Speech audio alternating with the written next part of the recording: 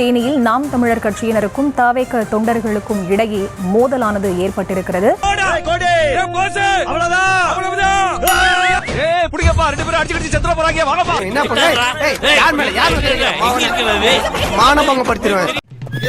பஞ்சாயத்தடா முடிச்சு நமக்காக அம்பட்டு பெண்ணும் பிள்ளை குட்டியோட வெயில்ல காத்து கிடக்குறாங்களே. பொன்னங்கவரி தேனி பக்கம் வந்து மாப்பிள, நீ தேனி பக்கம் வந்துடாத, வந்து முடிஞ்சா சரியான ஆம்பளை மீட்டிங் எடுத்து மீட்டிங் தேனி வந்து வந்தாரா. நீ இப்ப பாருங்க நான் அவனை எப்படி அட்டாக் பண்றேன்னு சொன்ன. தேனிக்கு வந்துட்டு உசுரோட திரும்ப டேய் அங்கதான் நிக்கிறேன். சரியான மீச வச்ச ஆம்பளையா இருந்தா, நெஞ்சில முடி முளைச்சவளா இருந்தா சண்டைக்கு தம்பி உன்ன மாதிரி அட்டகத்து கிடையாது. 14 வழக்கு குண்டர் சட்டம். பல வெட்டு குத்த பார்த்தவங்க என்னைய இந்தியாவுடைய உச்சபட்ச முகமை என்னைய சோதனை துணிஞ்சு நின்னம்டா. இப்படியே பேசிக்கிட்டே இருந்தா என்னடா அர்த்தம்? எது பெருசுன்னு அடிச்சு காட்டு. இந்நிலையில் அப்பகுதியில் 5 கார்களில் வந்து கூச்சலிட்ட தமிழக வெற்றிக் கழகத்தினரின் கார்களை சிறைப்பிடித்த நாம் தமிழர் கட்சியினர் அவர்களுடன் மோதலில் ஈடுபட்டனர்.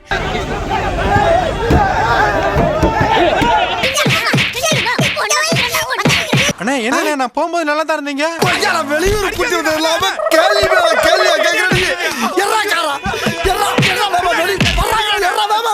கட்சி கொடிய சாக்கடைய போட்ட ஒரு கேடுகட்ட கூட்டம் அது தற்கொலை கூட்டம். அவர் ஒரு தற்கொலைன்னு எனக்கும் தெரியும். எலெக்ஷன் முடிகிற வரைக்கும் எல்லா மீடியாவும் அவரை பத்தியே வாய் வலிக்க பேசுவாங்க. சரியான ஆம்பளை ஒரு அப்பனுக்கு ஒரு ஆத்தம் பிறந்தா நீ வாடா, நீயா நானும் பேசிக்கணும்டா. அங்கதான் நிக்கிறேன். உன் வீட்டுல கூப்பிடலடா, வந்துட்டல வேணாப்பா. ஒன்லி பாடி லாங்குவேஜ் தான்ப்பா, உள்ள ஒண்ணு கிடையாதுப்பா. நீ நினைக்கிற அளவுக்கு நான் ஒண்ணும் பெரிய பயிற்று கிடையாதுப்பா. ஒன்லி பில்டப்புப்பா. இந்த வீடியோ போட்டு கொலை மிரட்டல். தேனிக்குள்ள சாட்ட வர முடியாது, வந்தா உசுரோட திரும்ப முடியாது. மண்டையில மசிரே இல்ல உசுரை பத்தி பேசக்கூடாது. டேய்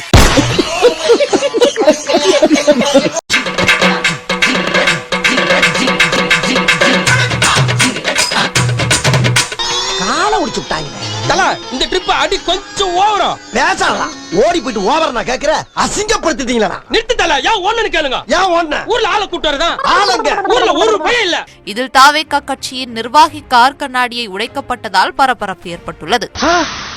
நம்ம பார்ட்டிய போயிட்டு இருக்கு. டேய் பாடி என்கிட்ட கொடுங்கடா. எதுக்கு இப்படி போய் அடி வாங்கிட்டு வந்தீங்க? நீங்க வேற ஏம்மா அடிய நான் என்ன அமௌண்ட் கொடுத்தா வாங்கிட்டு வரேன். வேணாங்க அடிச்சு நொறுக்கி நிரப்பி அனுப்புறாங்க. இந்த பக்கம் வந்தா பிச்சு.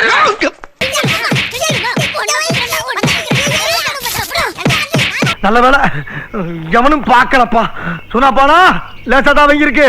எப்பயும் போல ரெகுலரா போய்கிட்டு யாரும் ரசிக்க முடியாது. திமுக தீய சக்தி தான், அதிமுக ஊழல் சக்தி தான். அந்த ஊழலை ஒழிப்பேன் என்று சொன்ன தூய சக்தி புலிப்படத்துக்காக வாங்கின 15 கோடி ரூபாய் வருமானத்தை மறைத்ததற்கு இவன் ஒரு வருமான வரி ஏய்ப்பாளன் நீதிமன்றம் சொல்லிருக்கு. நல்லா தெரிஞ்சுக்க, உன்னை பார்க்க 20-25 வயசு மாதிரி தான் தெரியுது. ராக்கு கண் வைக்கிறதெல்லாம் நிப்பாட்டிட்டு அண்ணன் சொல்றதெல்லாம் கேட்காம நீயே புதுசா யோசி. அவனே பொழப்புக்கு அண்ணன் சொல்றதானே கேட்பேன் நானு. இதுக்கு மேல அண்ணனை பத்தி ஏதாவது ஒரு வார்த்தை தப்பா பேசிங்கன்னா கூட அண்ணன் உங்களை போட வேண்டிய வரும். அப்படி சொல்றா சிங்கா குட்டிங்களா. நம்ம வங்க புலி கேள்விப்பட்டிருக்கோம், வரி புலி கேள்விப்பட்டிருக்கோம், வரி ஏய்ப்பு புலி கேள்விப்பட்டிருக்கோமா? இதுதான் வரி ஏய்ப்பு புலி. கதையை நீ ஆன்னு பூந்து அடிக்கிறா, கதையை நீ ஓகேன்னு சொல்லி பூந்து அடிக்கிறா, ஓகே கதையை நீ பாருன்னு சொல்லி பூந்து அடிக்கிறா. அந்த செல்பரான மூலம் அச்சு தோர்த்தலாம்.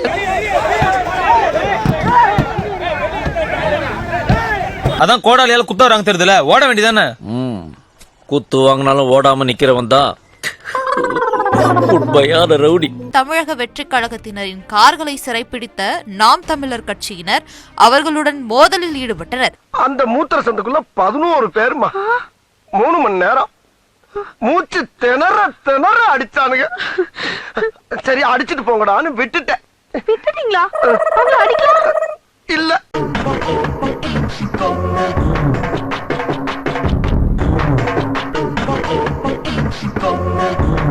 அன்னைக்கு போட்டு அந்த அடி அடிக்கிறாங்க. அவங்க கையில கால வந்து என்னை காப்பாத்துறதை விட்டுவிட்டு தூக்கிட்டு போற வரைக்கும் நின்று வேடிக்கை பாக்குறீங்களா? உருப்படுவீங்களா நீங்களா? எடுத்தேம்பாரு ஓட்டம். மார்க்கெட்டு கூட நான் பாக்கலையே.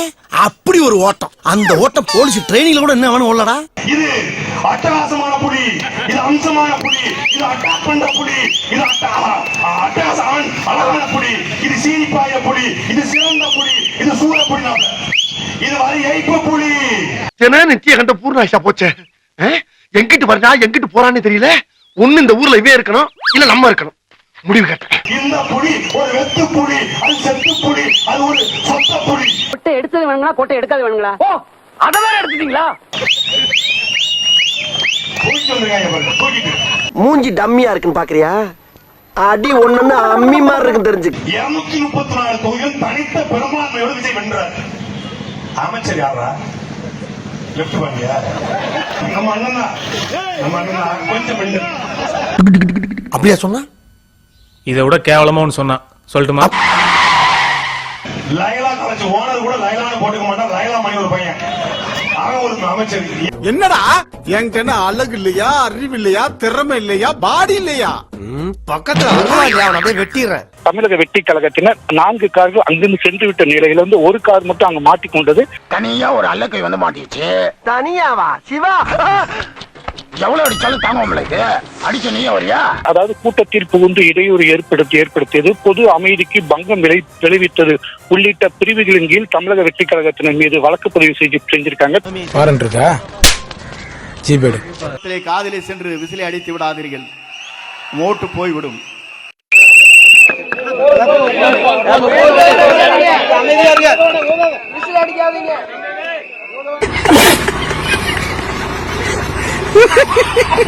ரொம்ப சந்தோஷமா இருக்கு.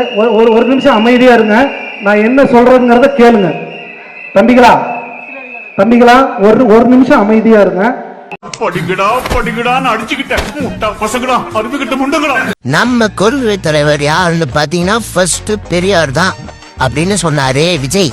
ஆனா அவர் அப்படியே நடந்துக்கிறாரு. எலெக்ஷனுக்கு வேட்பாளர் நிக்கிறதுக்கு விருப்பமனு தாக்கல் செய்யுங்க அப்படின்னு சொன்னவங்க கிட்ட ஜாதகத்தை வாங்கியிருக்காரு.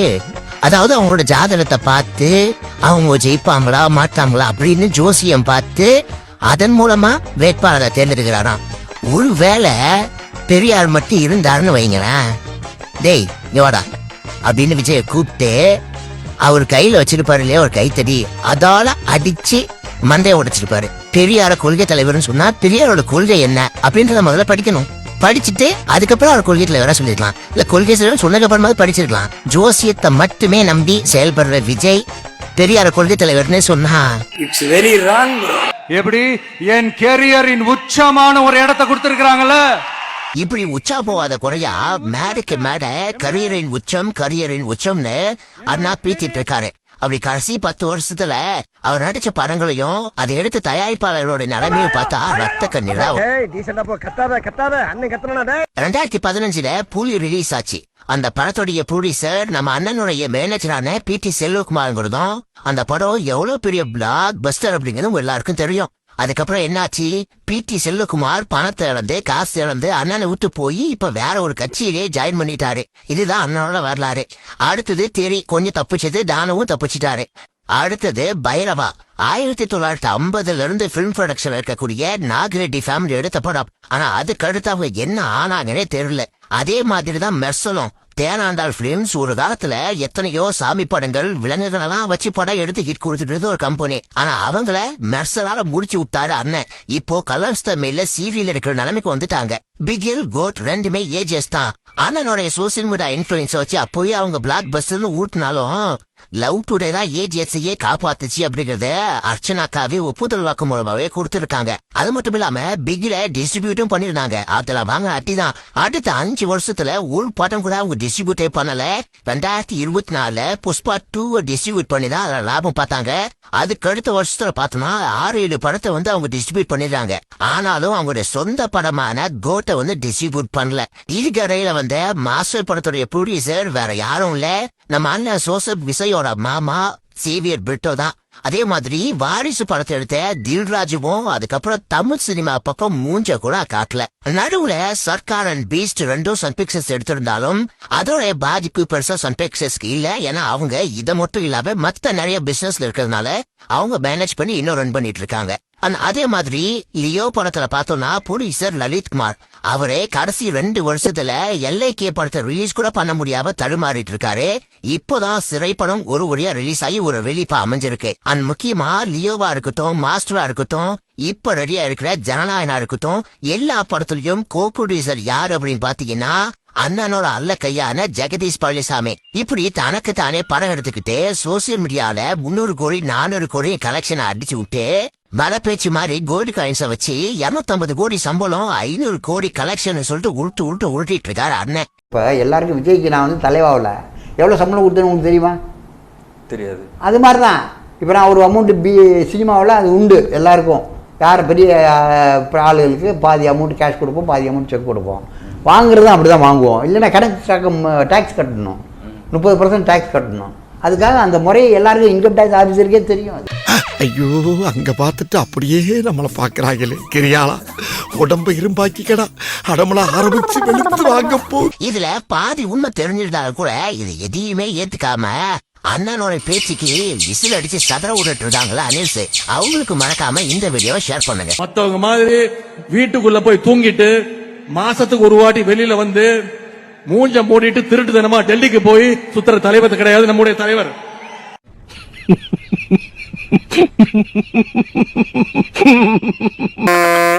ஸ்டார்ட் பண்ணு.